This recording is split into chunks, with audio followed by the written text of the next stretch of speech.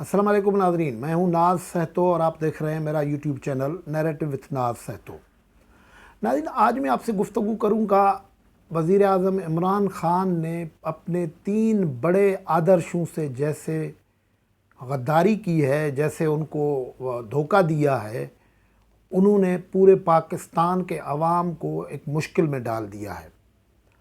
वो क्या आदर्श हैं जिनके सिलसिले में उन्होंने पहले नज़रियाती तौर पर ये कमिटमेंट की थी लोगों के साथ कि वो उन आदर्शों का तहफ़्फ़ुज़ करेंगे, लेकिन अमली तौर पर जब उनको पावर मिला है तो वो उनसे मुकर गए हैं और उनके नतीजे में पाकिस्तान के अवाम न सिर्फ भुगत रहे हैं बल्कि ख़ुद पीटीआई के अंदर भी लोग परेशानियाँ और इस सूरत हाल से इमरान ख़ान से मायूस होते नज़र आ रहे हैं।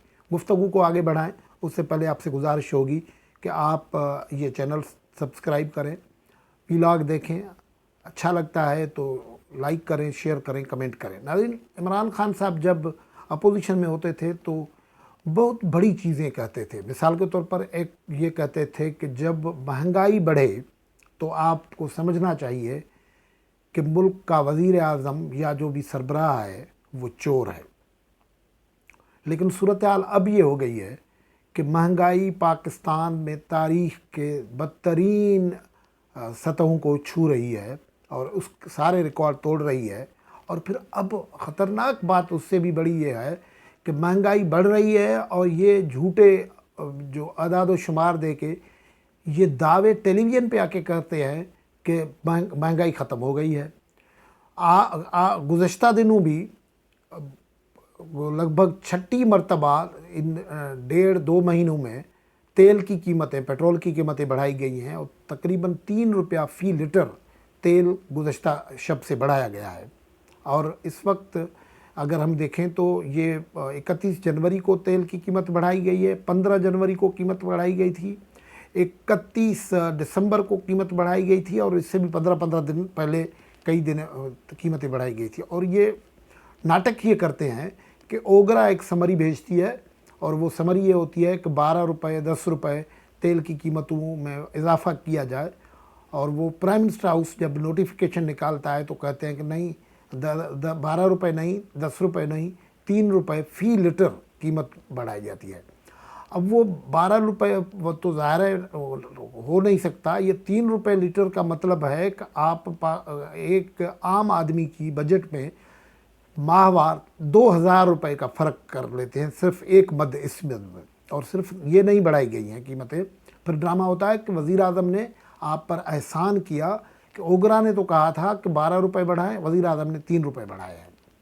और फिर ये होता ही है कि इन कीमतों की वजह से बाकी सब चीज़ें बढ़ जाती हैं। ये अब सवाल ये होता है कि अगर खान साहब आपका जो नज़रिया था कि अगर महंगाई बढ़ रही है तो वज़ीर आज़म चोर है, तो यहाँ तो पक्के आप चोर निकल आए ना। और फिर जुल्म ये करते हैं कि जब कीमत बढ़ती है, महंगाई होती है तो आपके वो जो बीरबल होते हैं आ जाते हैं टेलीविज़न पे और वो कहते हैं कीमतें गिर रही हैं। कल भी यही कहा गया कि अब पाकिस्तान में महंगाई उस बहुत कम हो गई है और इस साल इतनी कम हुई है कि अब कीमतें उस सतह पर पहुंच गई हैं जब इमरान ख़ान की हुकूमत मिली थी उससे नीचे चली गई हैं। अब लेकिन कोई पूछे कि जब आपको 18 में हुकूमत मिली थी उस वक्त तो चीनी 52 रुपये ने थी, अब चीनी की कीमत क्या है आपको पता है, आटे की कीमत क्या है ये आप पता है। और ये इस तरीके से एक बहुत बड़ी गद्दारी जो लोगों के साथ की जा रही है और बहुत बड़ा खौफ जो किया जो धोखा लोगों के साथ, अवाम के साथ किया जा रहा है, वो है महंगाई के सिलसिले में। फिर एक और बात यह है कि इमरान खान गुज़श्ता दिनों एक साहिवाल में तकीर कर रहे थे। उन्होंने कहा कि मंडी लगती है सेनेट के इलेक्शंस के सिलसिले में, अब भी रेट तय हो रहे हैं, लेकिन मैं इस रास्ते को रोक रहा हूँ, मैं ये नहीं होने दूंगा। इसलिए हमने ओपन वोट वाला तरीका तजवीज़ किया है, इसलिए जा रहे हैं हम असेंबली में बिल पास करवाने इस सिलसिले में सेनेट के इलेक्शन में।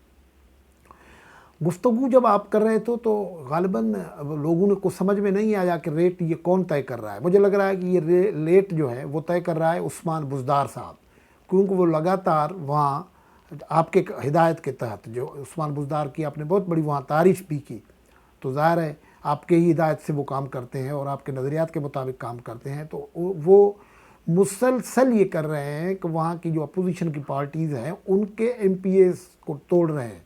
اپنی پارٹی کے ایم پی ایز سے تو ملاقات ان کی ہوتی نہیں، وہ تو ناراض پھرتے رہتے ہیں، وہ در بدر بھٹکتے پھرتے ہیں، شکایتیں کرتے رہتے ہیں، لیکن اپوزیشن کی پارٹیز کے ایم پی ایز سے مل رہے ہیں، ان سے کوئی رشتہ داری تو نہیں ہے۔ ظاہر ہے مسئلہ یہی ہے کہ سینٹ کا الیکشن ہے، سینٹ ان کے بھاؤ تاؤ طے کیے جا رہے ہیں کہ کیسے توڑے جائے۔ وہ اپوزیشن کے سینیٹرز مسلم لیگ نون کے لوگوں سے ملے ہیں، پیپلز پارٹی کے لوگوں سے ملے ہیں۔ یہ ہے دوسری غداری کہ شور مچاؤ، چور چور چور اور خود چوری کرتے رہو۔ یہی کام کر رہے ہیں عمران خان صاحب، کہ وہ کہتے ہیں کہ ہم ہارس ٹریڈنگ کو روکنا چاہ رہے ہیں، لیکن ہارس ٹریڈنگ کی سب سے بڑی منڈی جو ہے وہ خود وزیر اعلیٰ ہاؤس پنجاب میں لگی ہوئی ہے، جہاں ایم پی ایز کا بھاو تاؤ ہو رہے ہیں اور وہ عمران خان کی سرپرستی میں ہو رہی ہیں۔ یہ ہے ان کی ٹرانسپیرنسی، فیئر الیکشن کا نظریہ، جس کو وہ پروموٹ کرنے کی بات کرتے ہیں۔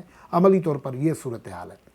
اور جو تیسری بات ہے کہ عمران خان صاحب خود پیداوار ہیں دوسروں پر، اس وقت کی حکومتیں جو تھی، پیپلز پارٹی کی حکومت یا نواز شریف کی حکومت، ان پہ تنقید کرتے تھے کرنے کے، اور وہ اس پہ ٹیلی ویژن جو تھا، مین اسٹریم ٹیلی ویژن تھا، وہ عمران خان کے سارے دعوے جوں کہ توں چلاتا رہتا تھا۔ وہ جھوٹ ہوتا تھا، سچ ہوتا تھا، کوئی تصدیق نہیں ہوتی تھی۔ 2 گھنٹے وہ خالی کرسیوں کو خطاب کرتے رہتے تھے، وہ لائیو ٹرانسمیشنز چلتی تھی۔ اس وقت ان کو میڈیا بہت عزیز اور اچھا لگ رہا تھا، لیکن اب کیونکہ حکومت پاور میں آ گئی اور کچھ لوگ میڈیا کو، کہ پاکستان میں میڈیا جس بحران سے گزر رہا ہے، بحران صرف مالی بحران کی میں بات نہیں کر رہا ہوں، جس پریشر دباؤ سے گزر رہا ہے، اس کا پاکستان میں اس سے پہلے کوئی مثال نہیں ملتا۔ کم از کم 1980 سے میں خود جرنلزم میں ہوں، اور ضیاء الحق کے دور، مشرف کے دور، اور بہت سارے دور، نواز شریف کے دور، بے نظیر کے دور، سب ہم نے بھگتے ہیں، اور ان میں بھی مسائل ہوتے رہے ہیں۔ میڈیا کے سلسلے میں ہم نے خود بھی تحریکوں میں حصہ لیا ہوا ہے۔ تو اس زمانے میں اتنا، ضیاء الحق کے زمانے میں بھی، میں ذمہ داری سے کہہ رہا ہوں کہ اتنا پریشر نہیں ہوتا تھا میڈیا ہاؤسز پہ، میڈیا کے لوگوں پہ، پریس پہ، جتنا اس وقت ہے۔ تقریباً سب کے سب میڈیا آؤٹ لیٹس جو ہیں وہ ہدایات پہ چل رہے ہیں، مختلف پریشرز میں چل رہے ہیں، اور نان پروفیشنل انوائرمنٹ ایسا بنایا گیا ہے کہ مالکان پروفیشنل سوچ نہیں سکتے، جو جس انداز میں جو کوئی سوچتا ہے تو اس کو تنگ کرواتے پھرو۔